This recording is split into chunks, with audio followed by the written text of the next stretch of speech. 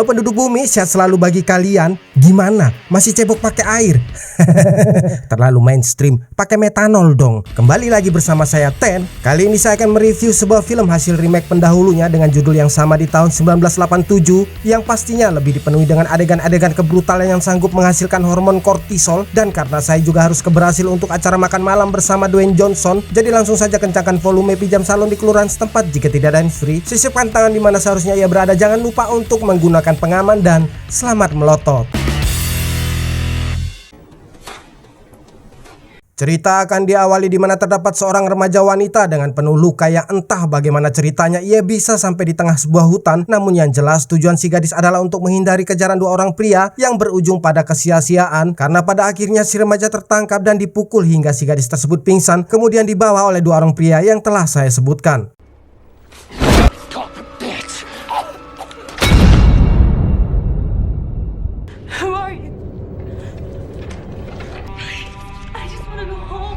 Ketika tersadar, si gadis remaja telah mendapati dirinya dalam keadaan terikat dengan kawat. Namun tragisnya apa yang menimpa si gadis remaja adalah justru atas persetujuan sang ayah kepada warga setempat, karena pada faktanya anaknya tersebut bukanlah anaknya. Atau dengan kata lain, terdapat iblis, jin, bahkan syaiton di rojim yang bersemayam dalam tubuh anaknya, sehingga membuat si gadis remaja bahkan membunuh ibu kandungnya sendiri. You killed her.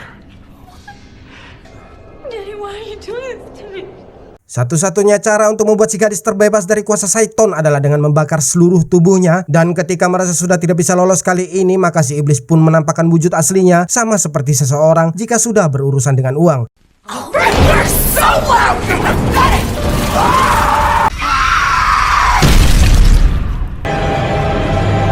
Dan inilah dia bangkitnya sang... Apa nih udah? Dan inilah dia bangkitnya sang iblis. Cerita kemudian beralih kepada 5 onggok remaja yang datang ke sebuah kabin terpencil. Ada David, Mia, Natalie, Olivia, dan Eric. Bukan untuk bersenang-senang atau sejenisnya, akan tetapi kedatangan mereka semata atas permintaan David untuk menyembuhkan Mia yang merupakan adiknya sendiri dari kecanduan terhadap narkoba. Good to see you too, man. This is my girl Natalie. Sebenarnya cukup kurang kerjaan ketika mereka harus memilih kabin di sebuah tempat terpencil. Namun ketika sutradara berkata demikian, maka mereka harus melaksanakannya sekalipun banyak sekali hotel tidak berbintang dan sebagainya bertebaran di mana-mana, hanya dengan tarif antara 100 hingga 150 ribu per malam berdua.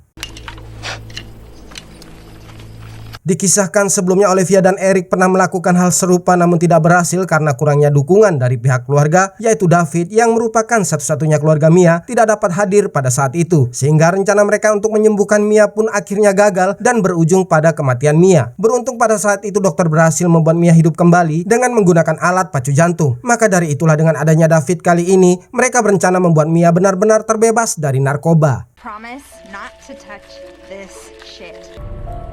Let's play cold turkey. Singkat cerita, pada malam harinya Mia mulai kecanduan sehingga menyebabkan dirinya dalam keadaan teramat sangat sensitif, yang mana Mia mengatakan bahwa di kabin tersebut terdapat sesuatu yang mati dan berbau. Dan hal tersebut dibuktikan ketika anjing mereka menyingkirkan karpet sehingga memperlihatkan sebuah pintu bawah tanah dengan bekas darah pada lantainya.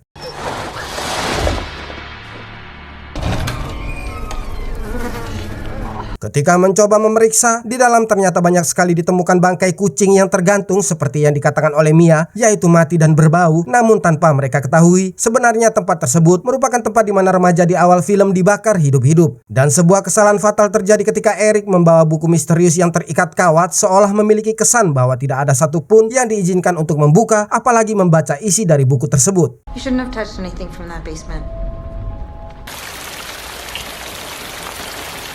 Sementara Mia masih berusaha untuk menghilangkan rasa gelisah akibat kecanduan dengan berjalan mandir-mondar pada halaman kabin, Eric sungguh penasaran dengan buku yang ditemukannya di ruang bawah tanah. Dan tanpa berpikir macam-macam, karena memang Eric merupakan individu modern yang memiliki pemikiran bahwa tidak ada kemungkinan buruk yang dihasilkan dengan membuka sebuah buku, maka dari itulah Eric mulai membuka buku tersebut.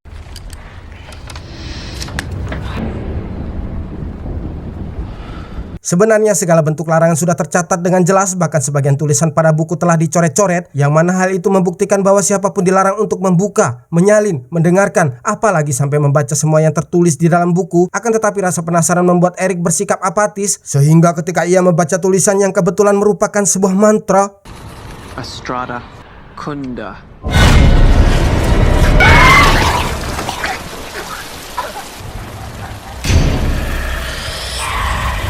saat itulah secara tiba-tiba terjadi sesuatu pada Mia yang berada di luar kabin. Dan ketika ia seperti melihat seseorang, Mia merasa tidak tahan dan harus pergi dari tempat tersebut. Sehingga tidak peduli seberapa keras David dan teman-temannya mencoba untuk menghentikannya, Mia tetap memilih untuk kabur tanpa mengetahui bahwa kemanapun dirinya pergi, ia tidak akan pernah lolos dari hal buruk yang telah mengincar tubuhnya.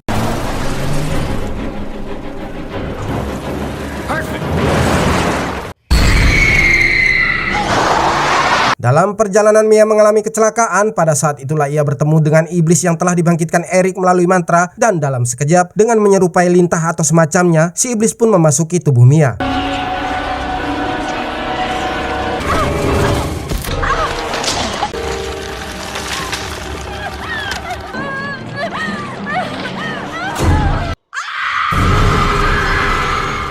Ketika ditemukan, Mia dalam keadaan meringkuk di sebuah pohon, dan ketika ia dibawa kembali, tidak ada satu orang pun yang percaya dengan semua perkataan Mia, karena bagi mereka apa yang dilihat Mia hanya sebatas halusinasi. Bahkan David sendiri menganggap bahwa semua cerita Mia dikarenakan kecanduannya terhadap narkoba. There was something in the woods, David. No, it's all in your head.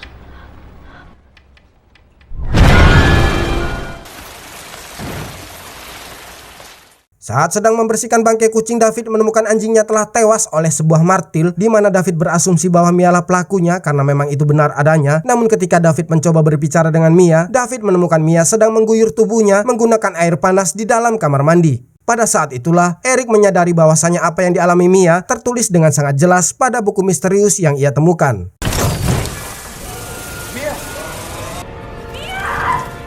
Merujuk pada Mia yang sedang sekarat, David mencoba membawanya ke rumah sakit. Namun satu-satunya jalan yang menjadi akses tertutup oleh banjir, sehingga David tak mempunyai pilihan lain selain membawa Mia kembali. Something so twisted. No, you should have known.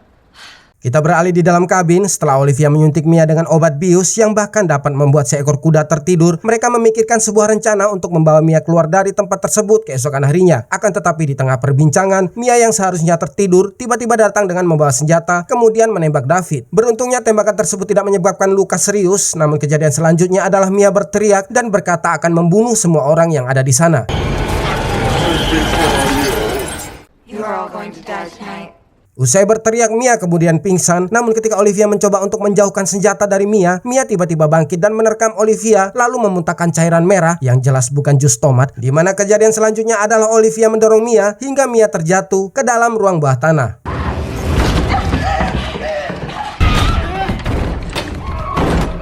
Saat Olivia mengambil obat untuk menenangkan Mia, ia mengalami sebuah keanehan juga seperti mendengar suara-suara gaib. Namun sesaat sebelum Olivia meninggalkan kamarnya, secara tiba-tiba Olivia diam tak bergerak, seperti ada sesuatu yang telah merasukinya.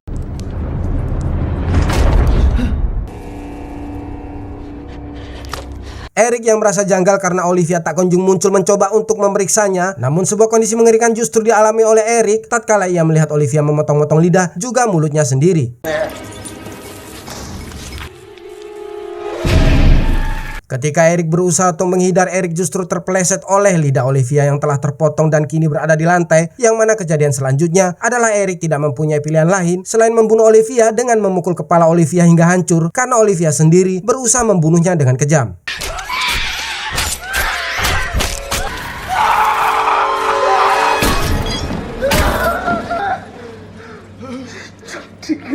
David yang melihat kejadian tersebut segera memberi pertolongan dengan mengobati luka Eric, di mana Eric kemudian berkata kepada David bahwa apa yang dialami Mia bukanlah sebuah efek kecanduan, melainkan ulah iblis yang secara tidak sengaja dibangkitkannya melalui buku misterius yang ia temukan di ruang bawah tanah, yang mana iblis tersebut kini bersemayam di dalam tubuh Mia.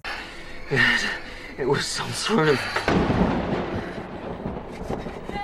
Sementara itu Natalie yang pergi mengambil air untuk diberikannya kepada Eric mendengar sebuah suara mengejutkan bersamaan dengan terbukanya pintu bawah tanah yang mengurung Mia.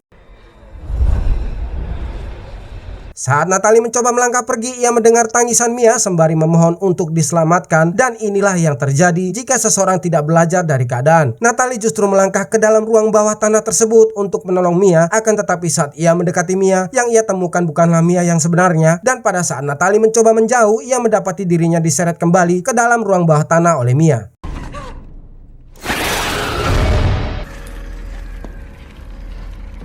Di dalam ruangan gelap, Natalie mencoba mengancam Mia agar tidak mendekat menggunakan sebuah cutter, akan tetapi Mia merebut cutter tersebut dan menggigit tangan Natalie. Setelah itu Mia justru membelah lidahnya sendiri menggunakan cutter seolah ingin menunjukkan, ini loh saya kebal sakit, atau dalam istilah Eropanya lebih dikenal dengan sebutan bacok proof. Mendengar kegaduhan, David datang untuk menolong Natalie. Saat itulah ia mengetahui bahwa Mia bukanlah Mia seperti apa yang dikatakan oleh Eric, bahwasanya terdapat iblis laknat yang bersemayam di dalam tubuh Mia. Maka David pun memasang rantai pada pintu bawah tanah agar Mia tidak dapat keluar dari sana, sementara ia mencari solusinya. Sedangkan Eric sendiri yang mencoba membakar buku terkutuk mendapati bahwa buku tersebut tidak dapat terbakar. Book does not burn. Mengetahui tidak bisa memusnahkan buku terkutuk, Eric kemudian mengambilnya dan mencari cara dari buku itu sendiri untuk mengatasi semua kekacauan yang terjadi, di mana di sana tertulis ketika iblis telah memakan 5 jiwa, langit akan menurunkan hujan darah dan iblis yang sebenarnya akan muncul. The nation will rise from hell. This is insane. Sedangkan tanpa mereka sadari, Natalie perlahan mengalami perubahan. Karena layaknya virus zombie yang bisa menular melalui gigitan dan mengubah seseorang menjadi zombie, demikian juga dengan perilaku setanisme Mia yang bisa ditularkan kepada seseorang melalui sebuah gigitan, bahkan muntahannya. Ketika sadar bahwa efek gigitan mulai menjalar melalui tangannya dan sebelum ia kehilangan kesadaran, Natalie kemudian memotong tangannya sendiri, yang mana hal ini bertujuan agar ia tidak menjadi seperti Mia ataupun Olivia.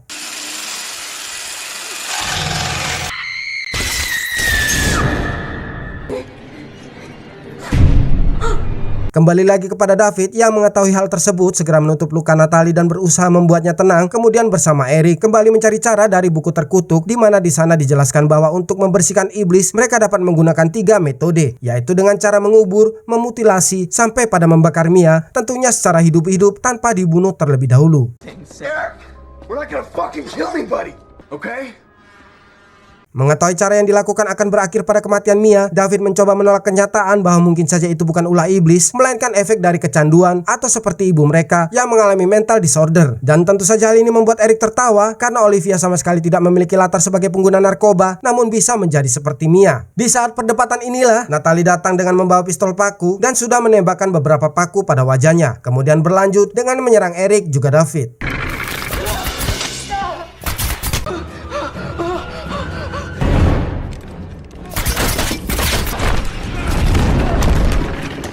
Sesaat David berhasil menjatuhkan Natalie dengan pistol pakunya, namun Natalie kembali menyerang mereka berdua menggunakan linggis kecil-kecilan sehingga telapak tangan Eric harus terbelah karena mencoba menahan serangan linggis Natalie. Sehingga David pun tidak mempunyai cara lain selain membunuh Natalie menggunakan senjata yang dilihatnya.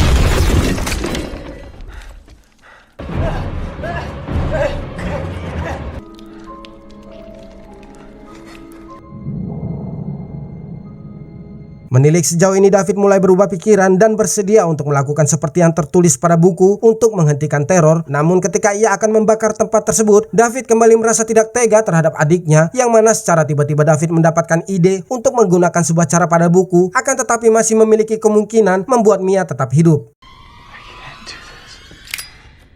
Dengan bergegas, David menciptakan sebuah alat pacu jantung, kemudian menggali tanah. Berlanjut pada bagian tersulit di mana ia harus membawa Mia untuk dikuburnya secara hidup-hidup.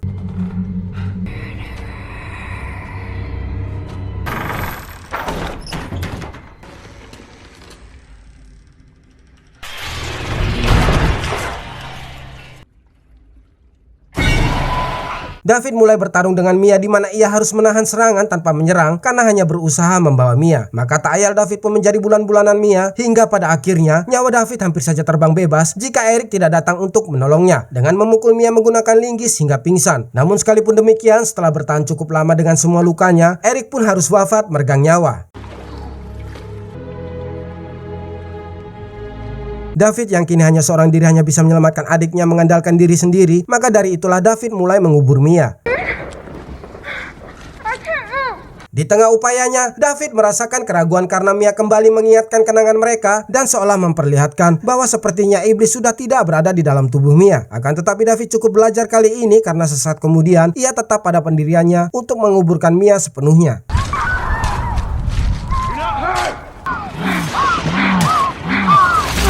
Setelah mengubur dan merasa bahwa Mia telah benar-benar tewas dan terbebas dari iblis, David kembali mengeluarkan tubuh Mia dari dalam tanah, kemudian menggunakan alat pacu jantung yang sudah dipersiapkan sebelumnya untuk membuat Mia kembali hidup. Dan seperti yang kita tahu bahwa tidak akan ada usaha yang mengkhianati hasil, David berhasil membawa Mia kembali.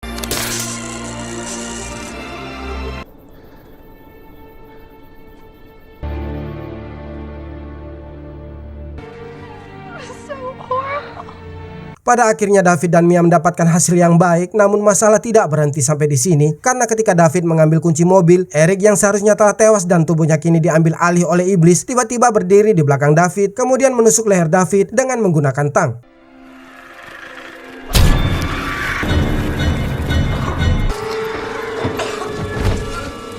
Dengan kekuatan yang tersisa, David berusaha mendekati Mia untuk memberikan kunci mobil, kemudian mendorong Mia dan memerintahkan Mia agar pergi dari tempat tersebut bersamaan dengan mengunci pintu dari dalam, menyisakan dirinya dengan Eric. Dan dengan mengorbankan dirinya, David menembak jerigen berisi bensin sehingga membakar tempat tersebut.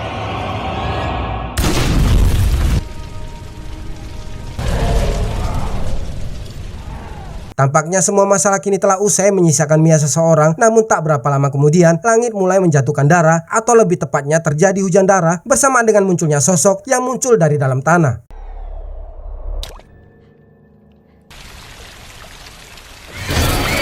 Disinilah Mia bertahan habis-habisan karena ia mendapatkan banyak luka dikarenakan sabetan golok yang digunakan oleh si iblis yang tidak seperti iblis, karena menurut saya lebih mirip dengan pendekar. Pun Mia harus kehilangan satu tangannya, namun entah apa yang ada di dalam benak sang sutradara ketika si iblis harus tewas di bawah naungan sebuah gergaji mesin. Sangat ironis sekali.